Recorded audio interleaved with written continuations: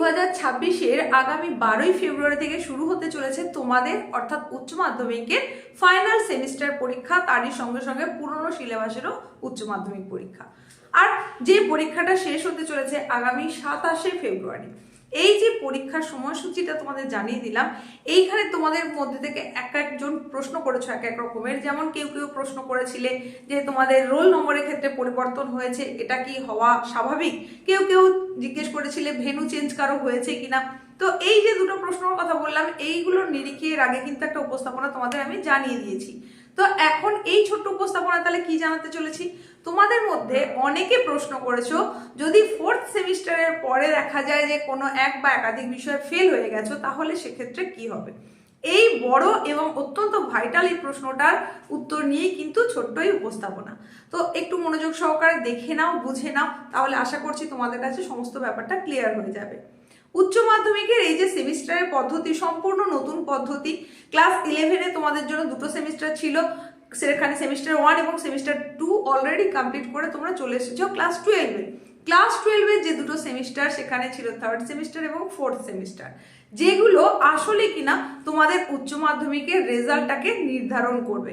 অর্থাৎ third semester এবং fourth সেমিস্টারের মিলিত মূল্যায়ন নিয়েই কিন্তু উচ্চ মাধ্যমিকের মূল্যায়ন। এ সম্পর্কে এতদিনে তোমাদের একটা ক্লিয়ার ধারণা নিশ্চয়ই হয়ে গেছে। তো থার্ড সেমিস্টার যেটা তোমরা অলরেডি কমপ্লিট করে ফেলেছো, এই পরীক্ষায় যারা যারা অকৃতকার্য হয়েছিলে কোনো একটা বিষয় বা একাধিক বিষয়ে, তাদের জন্য নতুন আরো একটা সুযোগের ব্যবস্থা করে দিয়েছে উচ্চ মাধ্যমিক শিক্ষা সংসদ। সেটা কি না, সেটা হচ্ছে থার্ড সেমিস্টারের সাপ্লিমেন্টারি পরীক্ষা। অর্থাৎ তোমরা ওই বিষয়টা যেটা অকৃতকার্য হয়েছে সেই বিষয়ে আবারও পরীক্ষা দেওয়ার সুযোগ পাবে, সেটাকে রিকভার করার সুযোগ পাবে, নতুন করে সেটার সম্পর্কে তুমি আরো একটু বিশদে জেনে নিয়ে ভালো করে পরীক্ষা দিয়ে সেটা কিন্তু উত্তীর্ণ হয়ে যেতে পারবে। তো এই উচ্চ মাধ্যমিকের যে দুটো সেমিস্টার বলছি, থার্ড সেমিস্টার এবং ফোর্থ সেমিস্টার, এখানে নিয়মই ছিল যে ইন্ডিভিজুয়ালি প্রত্যেকটা সেমিস্টারের প্রত্যেকটা সাবজেক্টে 30% অ্যান্ড অ্যাবাভ মার্কস পেতে হবে, মানে মিনিমামটা হচ্ছে 30% মার্কস। এবার তোমার যে যে সাবজেক্ট রয়েছে, যদি সেটা 40 নম্বরের সাবজেক্ট হয়ে থাকে তাহলে অতি অবশ্যই 12 পেতে হবে। আর যদি তোমার 35 মার্কসের কোনো সাবজেক্ট থেকে থাকে তাহলে সেখানে 10.5 অতি অবশ্যই পেতে হবে। এটা আমরা রাউন্ড অ্যাবাউট 11 বলেছিলাম এর আগে, কিন্তু দেখলাম থার্ড সেমিস্টারে যখন তোমাদের মার্কশিট দেওয়া হলো, যখন রেজাল্ট দিয়ে দেওয়া হলো, সেখানে কিন্তু 10.5 পর্যন্তই দেখানো হয়েছে পাস মার্কস হিসাবে। সুতরাং এখান থেকে বলাই যায় যে 10.5 পেলেই তোমরা উত্তীর্ণ হয়ে যাবে। তো থার্ড সেমিস্টারে যাদের 10.5-এর কম ছিল তাদের অকৃতকার্য হয়েছে বিষয়গুলোতে 35-এর মধ্যে, আবার যাদের 40-এর মধ্যে 12-র কম নম্বর এসেছিল তাহলে সেখানে অকৃতকার্য হয়েছে। এই জায়গাতে এসে সাপ্লিমেন্টারি সুযোগ থাকছে। সেটা কখন না, ফোর্থ সেমিস্টার হচ্ছে তোমাদের ফার্স্ট হাফে, আর সেকেন্ড হাফে গিয়ে ওই একই দিনে একই বিষয়ে যদি তোমার সাপ্লিমেন্টারি এসে থাকে তাহলে সেটা দেওয়ার সুযোগ থাকছে। তো এইভাবে যদি তুমি সেখানে উত্তীর্ণ হয়ে যাও খুবই ভালো, সেখানে থার্ড সেমিস্টারের মার্কস এবং ফোর্থ সেমিস্টারের মিলিত মার্কস মিলিয়ে তোমার রেজাল্ট আসবে। কিন্তু সেক্ষেত্রেও তোমাকে কিন্তু ফোর্থ সেমিস্টারের প্রত্যেকটা বিষয়ে ইন্ডিভিজুয়ালি সেখানে কিন্তু 30% মার্কস পেতে হবে। এমনকি শুধু সাবজেক্টে নয়, সেখানে প্রজেক্ট এবং প্র্যাকটিক্যালেও 30% মার্কস পেতে হবে। অর্থাৎ যদি তোমার প্রজেক্ট 20 নম্বরের থাকে সেখানে অতি অবশ্যই তোমাকে 6 পেতে হবে, আর যদি তোমার 30 নম্বরের প্র্যাকটিক্যাল থেকে থাকে তাহলে সেখানে কিন্তু 9 অতি অবশ্যই পেতে হবে। এইভাবে সমস্ত মার্কসটাকে টোটাল করা হবে। কিন্তু ফোর্থ সেমিস্টারে গিয়ে যদি 40-এর মধ্যে কেউ 12-র কম পায় বা কেউ যদি 35-এ 10.5-এর কম পায়, সেক্ষেত্রে কি হবে, এটাই ছিল তোমাদের তরফের বড় প্রশ্ন।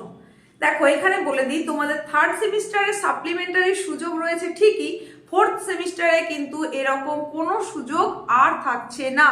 তাই ফোর্থ সেমিস্টারটা তোমাদের কাছে অত্যন্ত ভাইটাল। এখানে কিন্তু তোমাকে পাস করতেই হবে।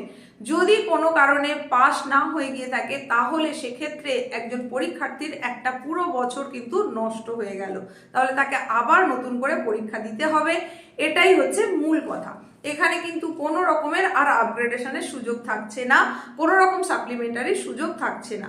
সুতরাং থার্ড সেমিস্টারে যাদের ফেল হয়ে গেছে কোনো এক বা একাধিক বিষয়ে তারা সাপ্লিমেন্টারি দিতে পারলেও ফোর্থ সেমিস্টারে প্রত্যেকটা বিষয়ের ক্ষেত্রে 40-এর মধ্যে 12 অতি অবশ্যই পেতে হবে এবং 35-এর মধ্যে অতি অবশ্যই কিন্তু 10.5 পেতে হবে। প্র্যাকটিক্যালে 9 পেতে হবে, 30-এর মধ্যে, আর প্রজেক্টে 20-র মধ্যে অতি অবশ্যই 6 পেতে হবে। এটাই হচ্ছে মূল কথা সেমিস্টার পদ্ধতিতে। আর পুরনো পদ্ধতিতে যা নিয়ম ছিল সেই একই নিয়ম বজায় থাকছে।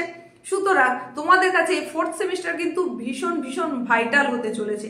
তাই অতি অবশ্যই মনোযোগ সহকারে সম্পূর্ণ সেমিস্টারটা যাতে ভালোভাবে উতরে যেতে পারো, তার জন্য তোমাকে প্রস্তুতি নিতেই হবে। অন্তত পাস মার্কস নিয়ে যেন কোনো রকমের সন্দেহ না দানা বাঁধে মনের মধ্যে, সেরকম প্রিপারেশন নিতে হবে। আর তারই সঙ্গে সঙ্গে তোমরা যাতে উত্তীর্ণ হতে পারো তার জন্য কিন্তু উচ্চ মাধ্যমিক শিক্ষা সংসদের তরফ থেকেও তোমাদের জন্য যে ব্যবস্থাপনা নেওয়া হয়েছে সেটা এর আগেও জানিয়েছি। সেটা হচ্ছে দ্বিগুণ হারে তুমি অপশন পাচ্ছ, মানে 2x মডেলে প্রশ্নপত্র থাকবে। তোমাকে যতগুলো প্রশ্ন অ্যাটেন্ড করতে হবে তার দ্বিগুণ হারে প্রশ্ন কিন্তু তোমাকে অফার করা হবে। অতএব পাস করে যাবে এরকম সম্ভাবনা কিন্তু অত্যন্ত প্রবল। যারা একেবারে রিটাচে থাকছো, পড়াশোনার মধ্যে প্রায় থাকছো না বললেই চলে, তাদেরকেই কিন্তু চিন্তার মধ্যে পড়তে হবে। তো এই ছিল আপডেট। আশা করছি তোমরা তোমাদের প্রশ্নের উত্তর পেয়েছো। দেখা হচ্ছে খুব তাড়াতাড়ি পরবর্তী উপস্থাপনায় এইরকমই কোনো গুরুত্বপূর্ণ তথ্যের সঙ্গে।